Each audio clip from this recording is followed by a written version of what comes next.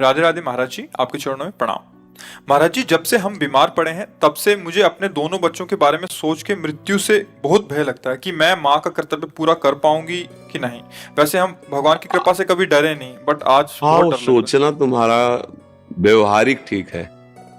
व्यवहारिक इसलिए कह रहे कि व्यवहार में सबको लगता है ना कि मान लो बच्चे अभी, तो फिर मैं हूं तो उसको पढ़ा लिखा रही हूँ जैसे भी उनको मेरे से, ये व्यवहारिक तो ठीक, परमार्थिक सोच में नहीं ठीक।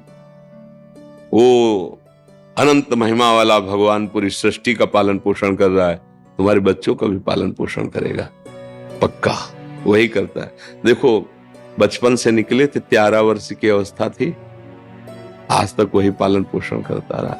ना हमारे खाने की व्यवस्था थी, ना रहने की व्यवस्था थी, ना कोई मित्रता, ना कोई स्थान, पूरा लंबा जीवन इतना।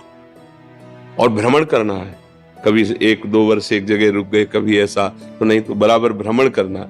वो हर जगह मुझे दुलार करते मिला है। कभी जैसे लोग कोई से उद्दंड, तो उपदेश अंदर से मिला, ए सहो, ये सहने के लिए, तुम्हारे अहंकार का नाश करने के लिए मैंने भेजा इसको। तो बस आपका भेजा हुआ हर विधान अमृत है प्रभु। अगर हम ऐसा सोचते हैं कि हम ही बच्चों का पालन पोषण करते, तो व्यवहारिक तो ठीक है, लेकिन आध्यात्मिक बात ठीक नहीं है, क्योंकि सबका भरण पोषण भगवान। गर्भ में आप क्या पोषण कर रहे थे अपने बच्चे का? वही तो कर रहा था ना। गर्भ में आप क्या व्यवस्था कर रहे थे?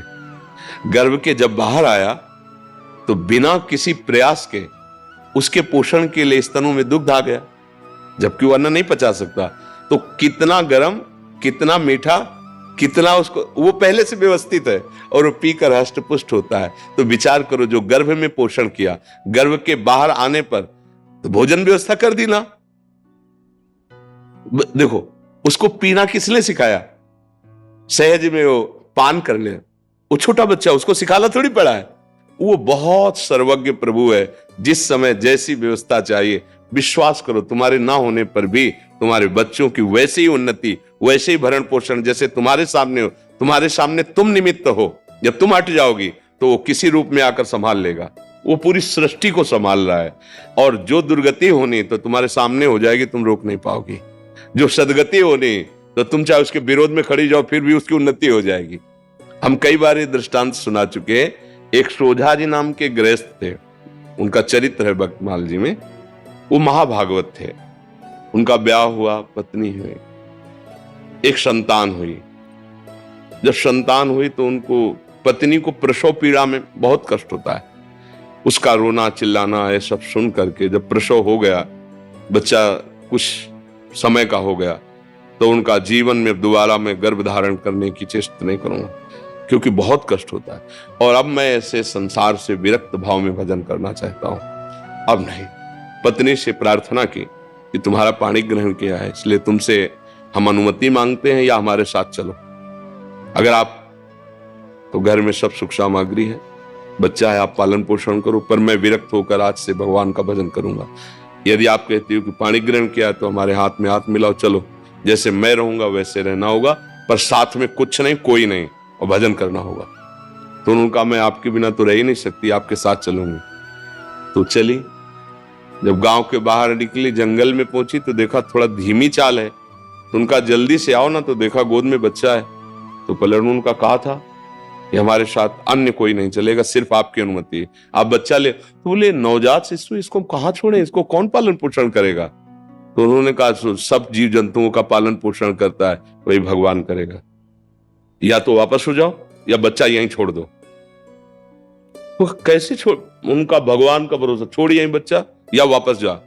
वो महाभागवत थे, पर पत्नी अपने पति को भगवान मानती थी, छोड़ दिया बच्चा वहां। 12 वर्ष तक भजन साधन, एकांत तीर्थों में भ्रमण। जब उन्होंने अपनी पत्नी की तरफ देखा तो उसको एकांत में बार बार, क्या हुआ होगा मेरे बच्चे का? तो उनका, चलो आज तुम्हारे अंदर जो बार बार एक प्रश्न रहता है उसका उत्तर दिला देते हैं। अपने गांव में आए, बाहर बैठ गए, तो 12 वर्ष में दाढ़ी बाल ऐसे तो कोई पहचान नहीं। तो उन्होंने पूछा कि यहाँ तुम्हारे गांव में एक सोजा जी थे, सुना वो संत बन गए, तो उनके कोई संतान थी, क्या हुआ आपको पता है? तो उनका, अरे भाई, उनके भाग्य क्या कहने, सोझा जी को जब जाते हुए सुना तो यहाँ का जो राजा था वो बड़ी श्रद्धा रखता था, तो उसने घुड़सवार दौड़ाए। सोझा जी तो मिले नहीं, लेकिन उनका लड़का मिल गया जंगल में, उसको उन्होंने रख लिया। उनके कोई लड़का नहीं था, तो अब युवराज पद पर वो है।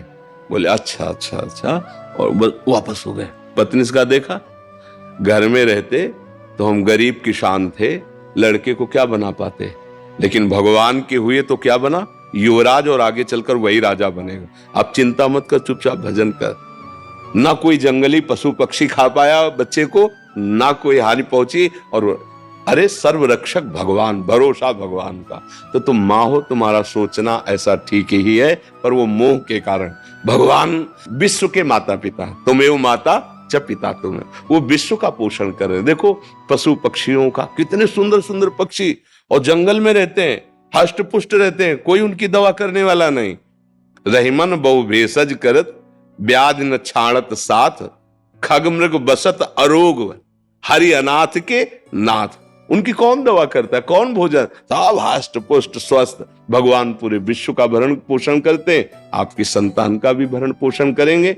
इस बात से डरो मत, भजन परायण रहो। जब तक श्वास है तब तक उनकी सेवा करते रहो, नहीं तुम्हारी जहां तक सेवा संपूर्ण भगवान के चरणों में समर्पित कर दो। प्रभु अब आप देखना, हम तो आपके विधान के अनुसार जा रहे हैं, लेकिन ये जो सेवा है आप संभालना, भगवान संभाल लेंगे।